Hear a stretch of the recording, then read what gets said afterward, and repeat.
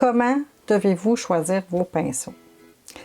Il existe toutes sortes de pinceaux et de brosses. Mais comment s'y retrouver? Ils varient dans leurs matériaux, leur grandeur et dans leur forme. Et bien sûr, par le fait même, par leur prix aussi. Il existe des pinceaux à poils longs ou courts, des brosses et des pinceaux ronds ou plats, obtus ou pointus, larges ou étroits, épais ou minces, souples ou raides, ou éventail ou en langue de chat. Vous devez choisir vos pinceaux avec soin. Les poils. Bien sûr, il existe une panoplie de types de poils. Les poils naturels comme le martre, le porc, le blaireau, chameau, mangouste, vision, Kolinsky, bœuf, poney ou des poils synthétiques, le nylon ou le polyester, parfois les deux mélangés. Le manche long ou court? Les longs permettent de garder une certaine distance du chevalet pour garder une vision globale du tableau. Mais pour le détail, les pinceaux courts sont idéaux et se manipulent mieux. De toute façon, pour toute création, il est important de reculer de son œuvre de temps en temps. Honnêtement, le choix est propre à chacun. Je vous suggère d'essayer plusieurs types de pinceaux et des marques différentes. Notez ceux que vous préférez utiliser pour vos achats ultérieurs. Pour ma part, j'ai essayé plusieurs types de pinceaux et différentes compagnies au fil du temps, et ceux, comme me vantaient les mérites pour la peinture à l'huile, n'ont pas été mes préférés.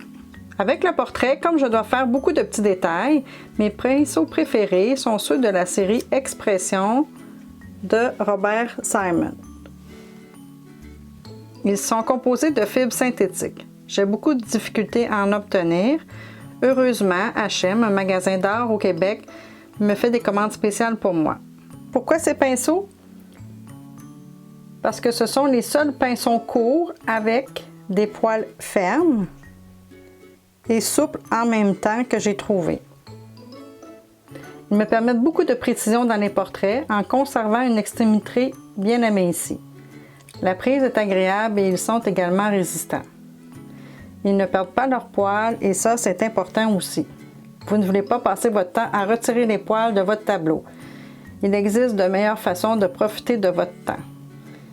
Mais chacun a ses propres goûts, donc prenez le temps d'essayer des pinceaux et vous trouverez bien celui qui vous convient le mieux. Moi, j'ai essayé avec d'autres pinceaux et j'ai moins de plaisir à peindre. Donc, l'essentiel est de peindre avec des pinceaux avec lesquels vous êtes à l'aise et ce, sans égard au prix. Oui, je ne crois pas que ce soit avec des pinceaux que vous devriez faire des économies, à moins de profiter d'une offre sur les pinceaux que vous adorez utiliser. N'achetez surtout pas des pinceaux pour la seule et unique raison qu'ils ne sont pas chers ou qu'ils sont en liquidation. Il y a peut-être une raison pour cela, comme par exemple des poils qui s'échappent de sa virole. Lorsque vous avez des questions concernant certains pinceaux, n'hésitez pas à consulter votre marchand. Ils sont là pour vous aider et vous outiller. La forme du pinceau doit aussi être choisie en fonction de l'effet que vous souhaitez réaliser sur votre tableau. Plusieurs effets sont possibles. Voici brièvement l'usage que vous pouvez faire des différentes formes de pinceaux. Commençons par le pinceau plat. Le pinceau plat, c'est un essentiel pour le peintre. Il permet de juxtaposer des aplats.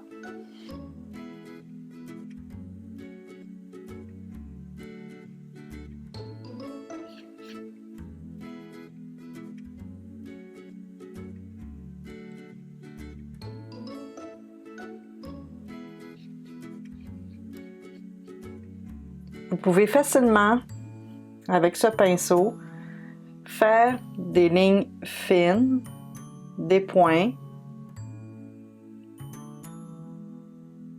des courbes comme des commencés, pour faire facilement des fioritures. Vous l'utilisez pour faire des surfaces planes, pour appliquer des couches de fond, des lavis, des glacis, et aussi pour la finition.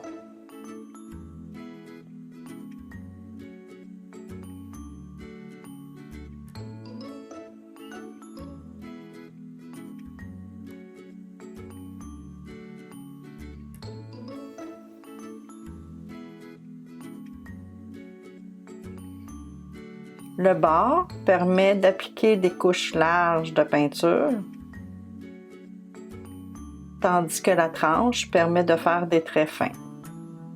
C'est un pinceau très polyvalent et à avoir absolument.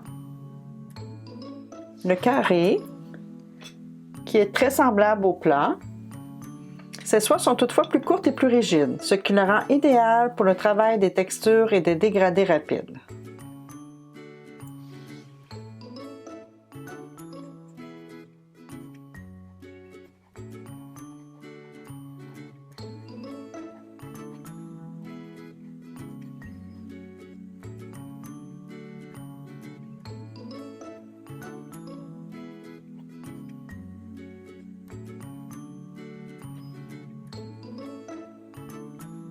Les pinceaux ronds, plats, langue de chat ou filbert, ces pinceaux ont les poils un peu plus longs que les usés bombés. Ils sont classés dans la même catégorie puisqu'ils ont les mêmes propriétés, les mêmes fonctions. Plus la touffe sera longue, plus la surface que vous allez recouvrir sera grande. La forme plate et les arrondis de ce pinceau rend son utilisation étrangement agréable, utile pour les contours arrondis du portrait, les empattements, les fleurs, les feuillages et les plumes. Il facilite l'application de la peinture pour toutes les formes rondes. Ces pinceaux sont mes préférés. Vous pouvez faire des aplats, des dégradés, des glacis, des arrondis et apporter des petites touches aux allures naturelles.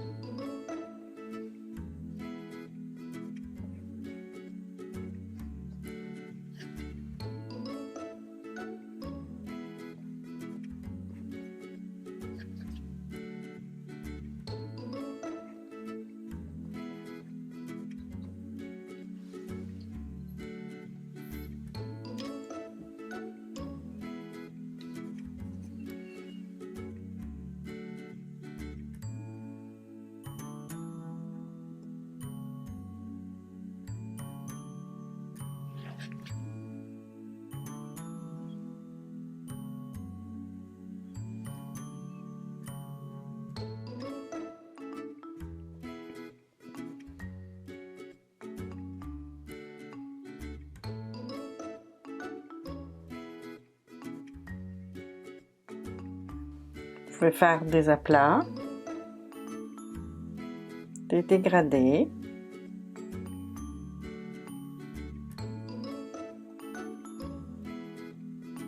des glacis, des arrondis,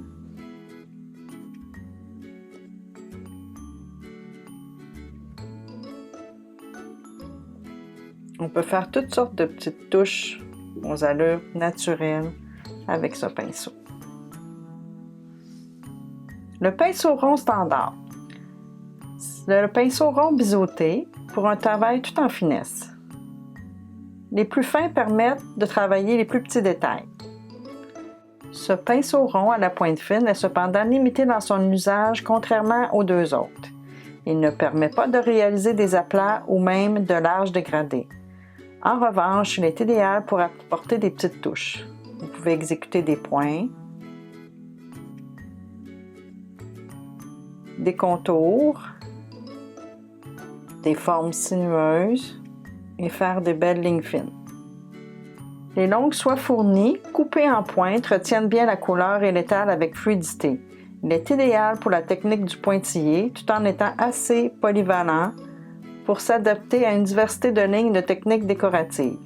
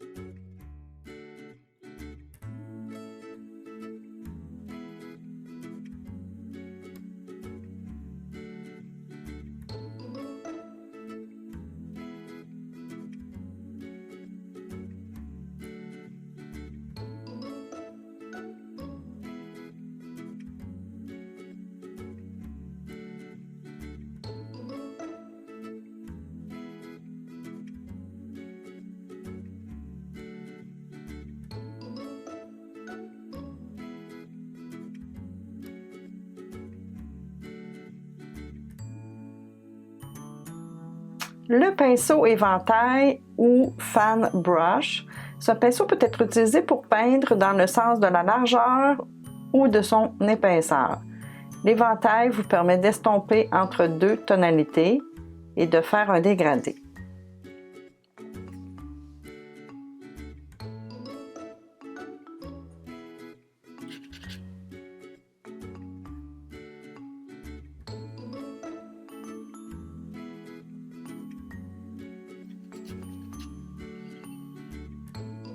Vous pouvez facilement estomper.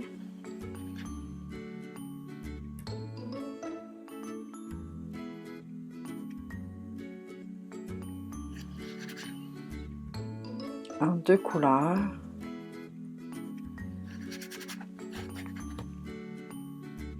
Pour venir faire un beau dégradé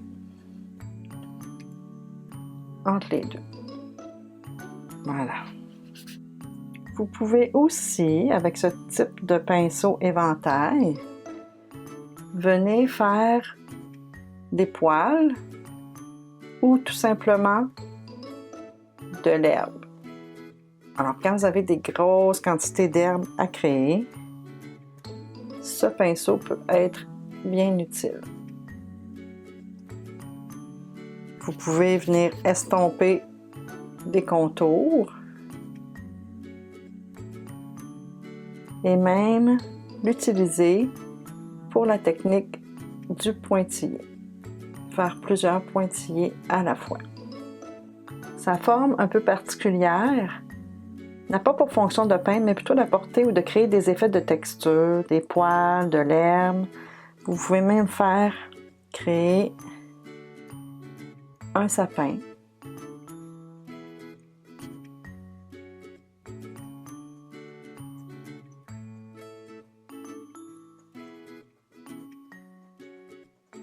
Tout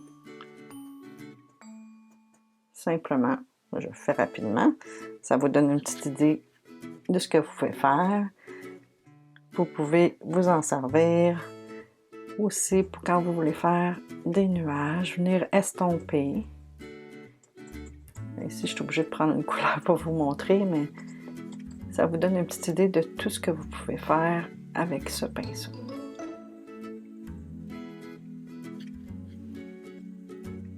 C'est plus pour créer toutes sortes de textures. Vous pouvez même venir créer, je vais vous faire ça avec une couleur un petit peu plus foncée pour que vous voyez bien.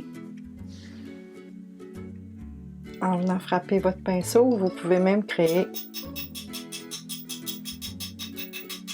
de la neige sur certaines parties de votre pinceau, bien sûr. Vous devez bien diluer votre peinture pour le faire. Voilà. Le pinceau biseauté ou angulaire, angular brush, il est comme le pinceau plat, mais les points sont coupés en biseau. Il est conçu pour vous aider avec les petites touches en angle, les détails et les mélanges de couleurs. Vous pouvez l'utiliser pour créer des dégradés étroits, des lignes et des traits courts. À vrai dire, c'est pas le genre de pinceau que je m'étais acheté. Pour l'exercice, j'ai dû m'en acheter un, puis j'ai pas détesté pour faire les coins. Regardez comment ça va bien pour créer un beau coin. Moi, je le fais toujours avec mon pinceau plat, mais pour ceux qui ont plus de difficultés, ça pourrait être intéressant d'utiliser un pinceau angulaire. On peut réaliser des aplats avec également. Vous pouvez faire des beaux dégradés, aucun problème. Le pied de biche ou deer foot, on se sert de ce pinceau pour effectuer des tapotages à sec ou humide. Avec ce pinceau, vous pouvez créer de la texture comme la fourrure, le feuillage, les buissons, la neige, les nuages, mais d'une façon différente à l'éventail. Pour le tapotage à sec, ne mouillez pas votre pinceau. Il suffit de tremper son bout dans la peinture. Ensuite, vous tapotez votre pinceau sur un papier essuie-tout tout en enlevant l'excédent de peinture. Par la suite, vous tapotez sur votre surface à peindre. Ça, c'est le tapotage à sec pour donner de la texture. sans trop peser sur votre pinceau, bien entendu. Ici aussi, il faut bien essuyer votre pinceau lorsque vous désirez changer de couleur. Vous pouvez bien sûr le nettoyer entre chaque couleur, mais il doit être bien sec avant de le réutiliser pour le tapotage à sec. Pour le tapotage humide, vous procédez de la même façon, sauf sur une surface humide, cela donnant une texture plus diffuse.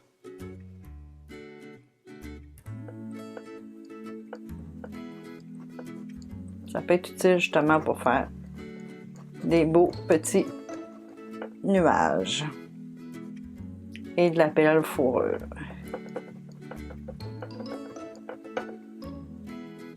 Le brosseur à sec.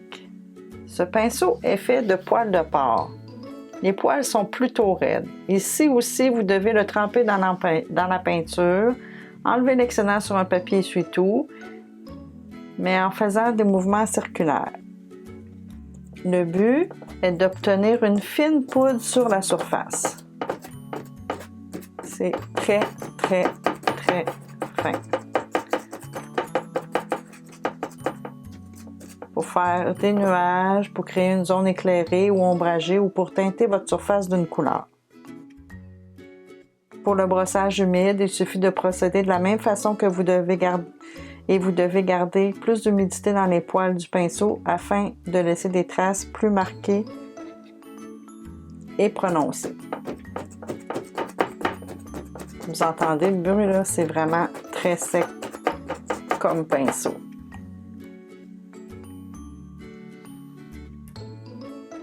Le blaireau maintenant, ou le mop brush. Vous pouvez utiliser un pinceau à sec pour adoucir des traits de votre pinceau ou pour un dégradé. Pour adoucir les traits.